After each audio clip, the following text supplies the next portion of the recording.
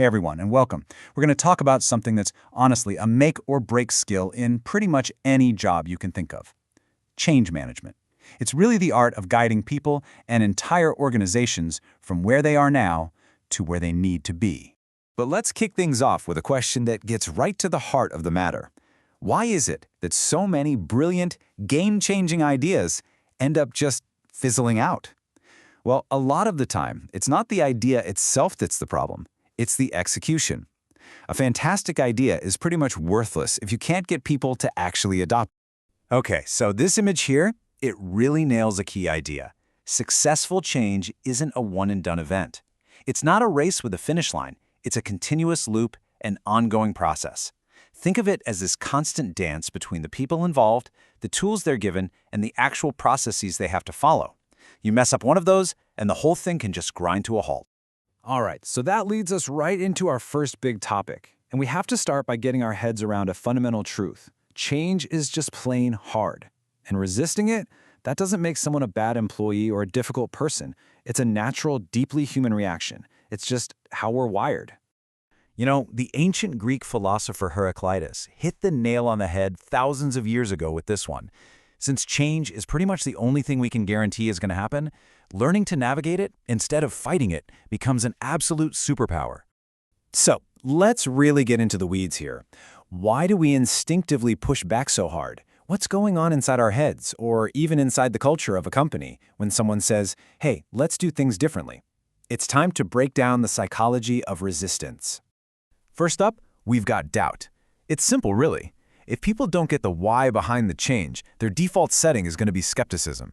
They'll start asking questions like, do we really need to do this? Is this new way actually going to be better? Without a compelling reason, doubt just rushes in to fill that vacuum. And then there's risk. I mean, change is all about stepping out of your comfort zone, right? And that just feels inherently risky. People start thinking, wait, what does this mean for my job, for my position? Am I going to lose the comfort of the routine I've perfected? That feeling of a threat is a huge driver of resistance. And right on the heels of risk, you've got straight-up fear.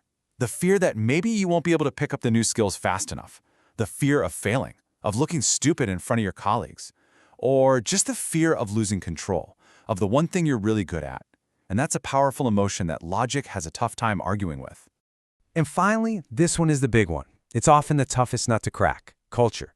It's that visible but super powerful force. You know, the "this is how we do things around here" vibe.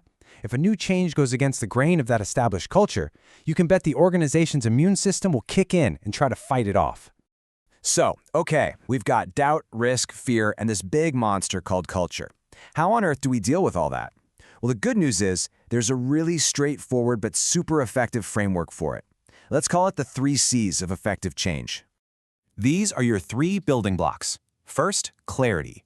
You have to kill that doubt by being crystal clear about what's changing and, more importantly, why. Second, capability. This is where you tackle fear and risk head-on by giving people the training, the tools, and the support they need to feel confident. And third, challenge. This is about fostering an environment that encourages people and helps them see this change as an exciting new challenge, not a terrifying threat. All right, so we've got our principles, the 3 C's. But principles are one thing. We need actual, practical tools to put them to work. And that, my friends, is where change management frameworks come into play. They're like the roadmap for your journey. Think about it. Trying to manage a big change without a model? It's like trying to build a house without a blueprint. I mean, you might end up with something that looks like a house, but it's probably going to be a wobbly, unstable mess. These formal models give us a structure, a proven path to follow through all the complexity. Now, there are a ton of great models out there, and each one is kind of like a different tool in your toolbox. Today, we're going to touch on 4 of the big ones: the McKinsey 7S model, ADKAR, Kotter's 8-step process, and the Lewin model. But we're really going to dig into that first one, the McKinsey 7S. So the McKinsey 7S model. This thing has been around since the 80s, and there's a reason for that. It works. At its core, it's all about one simple, powerful idea: alignment. It says that for any organization to really hum, 7 key internal parts have to be working in harmony. Okay, look at how this is laid out. This visual really gets the point across. All these pieces are connected. You can't just pull on one string, like strategy, and not have all the others move too. If you change one S, it creates ripples that touch everything else. And if you don't bring them all back into alignment, you just create friction and chaos. Now, the model splits these 7 things into 2 groups, which is super helpful. You've got your hard S's, strategy, structure, and systems. These are the tangible things, the stuff you can draw on an org chart. Then you have the soft S's, skills, staff, style, and shared values. This is the human stuff, the culture. For instance, let's say a company rolls out a new strategy for everyone to work from home. Awesome, right? But the management style is still total micromanagement. See the problem? The hard and soft S's are clashing. That's why real lasting change only happens when you get both sides to line up. So the 7S model is amazing for figuring out if all your organizational pieces are playing nicely together. But let's quickly look at a few other tools to fill out our toolkit because, hey, you don't use a hammer for every job, right? Now, I love the AIDCAR model because it's all about the individual. It recognizes that any big organizational change is really just a bunch of individual people changing. It walks a person through 5 stages: awareness of the need, desire to participate, knowledge on how to change, ability to do it, and reinforcement to make it stick. You gotta win over one person at a time. Then there's Cotter's 8-step process. If AIDCAR is about the individual, this one is definitely top-down. It's the big one you pull out when you need to drive a massive, company-wide transformation. It starts with leadership creating a real sense of urgency to get everyone moving in the same direction for a major necessary shift. And last but not least, we have Lewin's model. This is one of the originals, and it's so simple and powerful.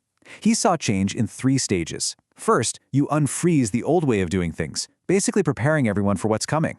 Then you make the change. And finally, and this is the most important part, you refreeze things to lock in the new way. That last step, that's the secret sauce. It's how you stop people from snapping back to their old habits.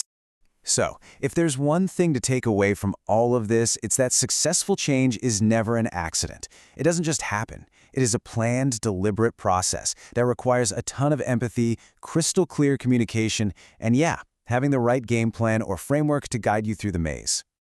So I'm going to leave you with this question to think about. We've established that change is coming for all of us, right? It's not a matter of if, but when.